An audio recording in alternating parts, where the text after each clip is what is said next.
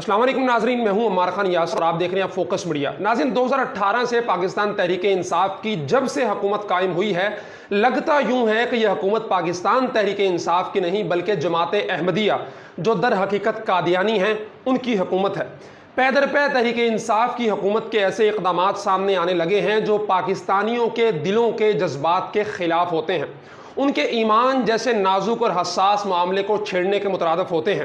آج کی ویڈیو میں ایک ایسی تازہ واردات کے بارے میں بتاؤں گا جو پاکستان تحریک انصاف کی حکومت کی جانب سے ڈالی گئی ہے۔ ناظرین، گورنمنٹ آف پاکستان کے آفیشیل ٹویٹر ہینڈل پہ ایک پوسٹ ڈالی جاتی ہے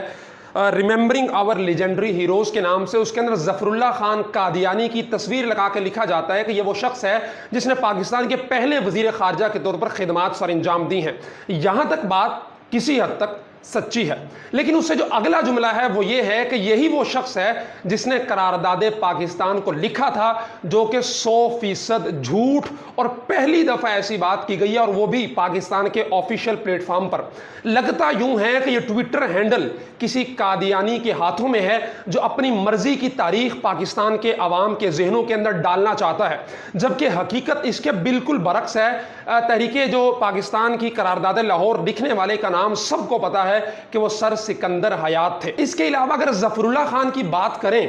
تو سوال یہاں پہ یہ پیدا ہوتا ہے کہ اس کو ٹریبیوٹ پیش کرنے کی ضرورت ہی کیوں پیش آئی، اور وہ بھی پاکستان کے آفیشیل ٹویٹر ہینڈل پر، حالانکہ یہی وہ شخص ہے کہ جس نے قائد اعظم کا جنازہ پڑھنے سے یہ کہہ کر انکار کر دیا تھا کہ میں مسلمان ریاست کا کافر وزیر ہوں یا پھر کافر ریاست کا مسلمان وزیر، اس لیے میں اس شخص کا جنازہ نہیں پڑھوں گا۔ یہ میں نہیں کہہ رہا بلکہ یہ 8 فروری 1950 کا روزنامہ ذمہ دار، جس کے جو بانی ہیں وہ مولانا ظفر علی خان تھے، اس کی سرخی تھی، اور ثبوت کے طور پہ میں ماہنامہ بینات محرم 1440 کا حوالہ پیش کر رہا ہوں جو آپ اپنے ساتھ اسکرین پر دیکھ سکتے ہیں۔ اس کے علاوہ ظفر اللہ خان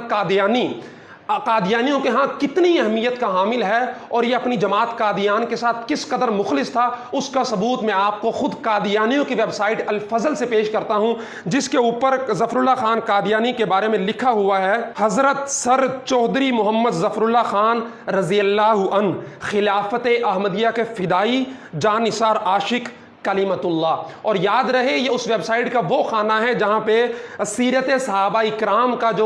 جو ان کے صحابہ اکرام ہیں ان کی سیرت لکھی گئی ہے، وہاں پہ ظفر اللہ خان کو آپ اپنے ساتھ اسکرین پہ ساری چیزیں دیکھ رہے ہیں۔ یہ میری بات نہیں ہے بلکہ یہ الفضل جو قادیانیوں کی اتھینٹک اور آتھورائزڈ ویب سائٹ ہے وہاں پہ لکھا ہوا ہے، اور اسی ویب سائٹ میں آگے چل کے لکھا ہوا ہے کہ یہ 3 ستمبر 1940 کا دن تھا۔ آپ کی نشست یعنی ظفر اللہ خان کی نشست حضرت مسیح موعود علیہ السلام کے قدموں کے قریب تھی، اور سارا وقت حضرت چودھری ظفر اللہ خان رضی اللہ عنہ حضور علیہ السلام کے مبارک چہرے پر ٹکٹکی لگائے دیکھتے تھے۔ یہاں پہ حضور اور مسیح موعود سے مراد لعنتی مرزا قادیانی ہے اور آپ سے مراد ظفر اللہ خان ہے۔ اور اس کے علاوہ اسی مضمون کے اندر اگر آگے آ کے ہم دیکھیں تو آگے لکھا ہوا ہے کہ دینی معاملات ہوں یا دنیاوی امور کی انجام دہی، اگر کہیں مشکل پیش آئی، کہیں مشورہ لینا ناگزیر ہوا تو بلا جھجک دربار خلافت کا رخ کیا اور پھر اسی مشورے پر کما حقہ عمل پیرا ہوئے۔ اس کے بعد اسی مضمون کے اندر جو الفضل میں لکھا ہوا ہے کہ کسی نے ظفر اللہ خان قادیانی سے پوچھا کہ آپ اپنی 93 سالہ زندگی کا نچوڑ بتائیں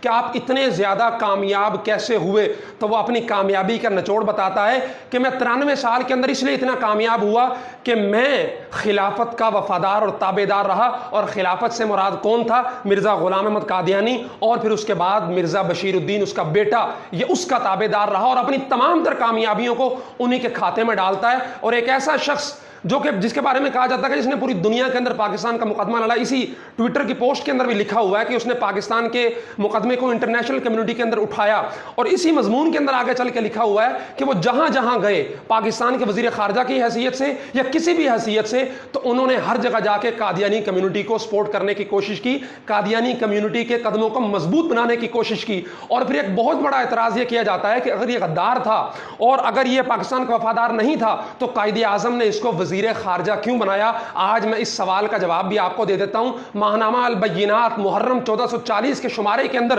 2 کتابوں کا حوالہ دے کر یہ لکھا گیا ہے کہ 2 کتابیں پاکستان کیوں ٹوٹا اور پاکستان کی پہلی کابینہ، اس کے اندر واضح الفاظ کے اندر لکھا ہوا ہے کہ قائد اعظم نے سر جنرل ڈگلس گریس کو پاکستان کا کمانڈر ان چیف اور اس ظفر اللہ قادیانی کو وزیر خارجہ صرف وائسرائے کے جو ہے اس کے حکم پہ اور اس کے دباؤ کے تحت مجبور ہو کے بنایا تھا، ان کی ایما پر اور ان کے کہنے پہ کہ ہم آپ کو پاکستان دے رہے ہیں، لیکن شرط یہ ہے کہ پہلا جو آرمی چیف ہوگا وہ بھی انگریز ہوگا، ہمارا بندہ ہوگا، اور جو پہلا وزیر خارجہ ہوگا ظفر اللہ خان قادیانی وہ بھی ہمارا بندہ ہوگا۔ پاکستان کی پہلی کابینہ نامی کتاب کے اندر آگے چل کے یہ بھی لکھا ہوا ہے کہ وائسرائے نے ظفر اللہ خان کی تقرری پر بہت اصرار کیا، یہاں تک کہ دھمکی دی جب تک یہ اعلان نہیں کیا جاتا اختیارات کی منتقلی نہیں کی جائے گی۔ اب آپ کو سمجھ آیا کہ ظفر اللہ خان قادیانی کو قائد اعظم نے کیوں وزیر خارجہ بنایا تھا، اور اگر قائد اعظم کی اس کے ساتھ اتنی ہی دوستی تھی تو اس بدبخت نے پھر قائد اعظم کا جنازہ کیوں نہیں پڑھا اور قائد اعظم کے جنازے پہ کھڑے ہو کر یہ الفاظ بولے کہ مجھے آپ ایک مسلمان ریاست کا کافر وزیر خارجہ یا پھر کافر ریاست کا مسلمان وزیر خارجہ سمجھ سکتے ہیں؟ کیا اس جملے پہ اس پہ آئین پاکستان حرکت میں نہیں آنا چاہیے؟ کیا یہ قائد اعظم کی توہین کے مترادف نہیں ہے؟ اور پھر آپ ایک اور واقعہ آپ کو بتاتا ہوں کہ آپ کو اندازہ ہوگا کہ یہ پاکستان کا اور قائد اعظم کا کس قدر مخالف تھا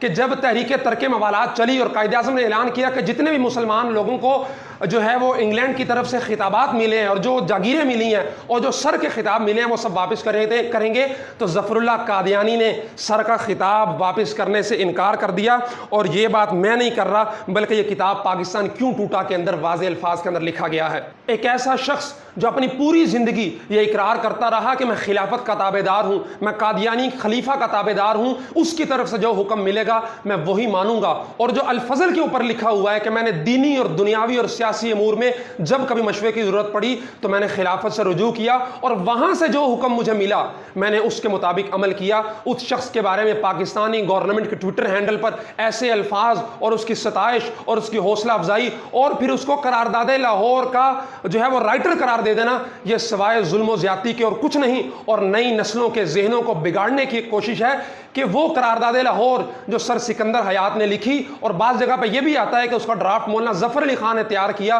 لیکن اس قرارداد لاہور کو جو پاکستان کے قائم ہونے کی پہلی اینٹ تھی اس کو ایک پاکستان کے غدار کے کھاتے میں ڈال دیا جاتا ہے اور اس شخص کے کھاتے میں ڈال دیا جاتا ہے جو قائد اعظم بانی پاکستان کا نماز جنازہ نہیں پڑھتا ہے۔ پاکستان کے عام لوگوں ہوش کرو کہ کیسے آج تمہاری تاریخ کو بدلنے کی کوشش کی جا رہی ہے۔ اگر آپ اس کوشش کے خلاف نہ بولے، آج ظفر اللہ قادیانی کو آپ نے قرارداد لاہور کا خالق مان لیا اور یہ تسلیم کر لیا کہ وہ پاکستان کا محسن تھا، تو پھر کل کو چن چن کے تمہارے علماء کے نام اور ان کی خدمات کو تاریخ کی کتابوں سے ہٹا کر ان کی جگہ من پسند لوگوں کے ناموں کو درج کیا جاتا رہے گا۔ اور پاکستان تحریک انصاف کی حکومت نے یہ کام پوری تیزی، تندہی اور جانفشانی کے ساتھ ہو رہا ہے۔ آپ کو اس ظالمانہ اقدام اور اس اینٹی مسلم جو ہے وہ اقدام ہے اور ایک غیر مسلم کی تعریف میں زمین و آسمان کے قلابے جو حکومت پاکستان دلا رہی ہے اس کے خلاف اٹھ کھڑے ہونا ہوگا، اس کے خلاف بات کرنی ہوگی اور حکومت کو مجبور کرنا ہوگا کہ وہ اس ٹویٹ کو ڈیلیٹ کرے اور وضاحت پیش کرے کہ جناب قرارداد لاہور کا خالق ظفر اللہ قادیانی نہیں بلکہ ایک مسلمان سر سکندر حیات یا پھر ایک قول کے مطابق مولانا ظفر علی خان تھے۔